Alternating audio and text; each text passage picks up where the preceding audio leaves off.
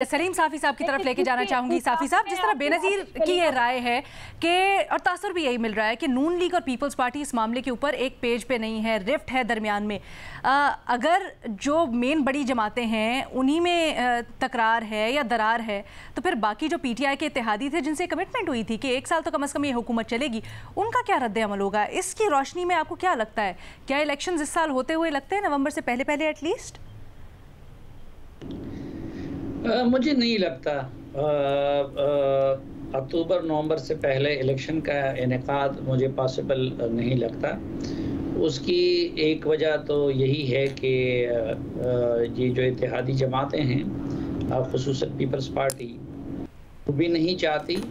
मुस्लिम league नून के अंदर एक नुक्ता नज़र ये है कि फौरी इलेक्शन कराया जाए और आइंदा बजट का बोझ अपने कांधों पे ना लिया जाए।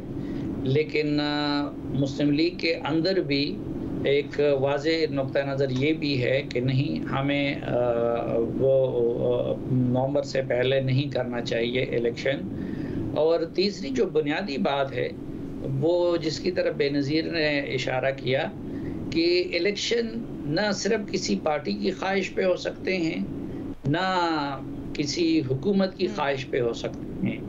एक तो होता है आईनी तकाजा, जो 5 साल की मुद्दत पूरी होती है तो उस हिसाब से इलेक्शन कमीशन तो फिर अपनी तैयारी करती है। लेकिन election commission of Pakistan, supreme court of Pakistan में ये मौक़िफ़ दे चुकी है कि आज अगर उनको इलेक्शन का हुक्म मिल जाए तो उस सूरत में उनको 7 महीने चाहिए होंगे। तो इलेक्शन कमीशन उससे पहले वो तैयारी भी नहीं कर सकती। हाँ, मुस्लिम लीग नून के अंदर ये एक मसला है क्योंकि इमरान खान साहब ने मईशत की सूरत में जो जगह जगह उनके लिए टाइम बम नस्ब किए थे और IMF के साथ जिन शराइत पे उन्होंने डील की थी, खुद आपने देखा था कि शौकत तरीन ने वज़ीर बनने के बाद भी इमरान खान की हुकूमत के उन टर्म्स को गलत करार दिया था और सख्त करार दिया था।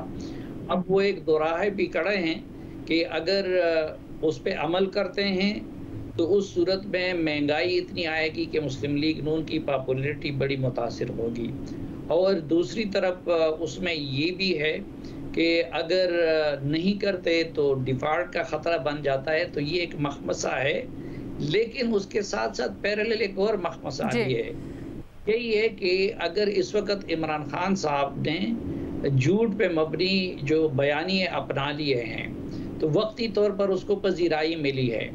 और जब तक वो एक नुक्ता नज़र ये है कि उनके उस झूठ के गुब्बारे से हवा नहीं निकाली जाती और उन लोगों के करप्शन को सामने नहीं लाया जाता, तो उससे पहले इलेक्शन में जाना अकल का तकाजा नहीं होगा। तो मेरे ख्याल में नहीं जाएंगे। सर, ये बड़ी अहम बात आपने की है सारी की सारी। मुझे ज़रा मुख्तसरन ये भी बता दीजिएगा, अगर पहले करवाते इंतखाबात, जैसे एक सोच नून लीग के अंदर पाई जा रही है, अब रिफ्ट भी सामने आ रही है निकल के, बेनिफिशरी कौन होगा, नुकसान कौन होगा सियासी तौर पर, किस पार्टी को सबसे ज़्यादा?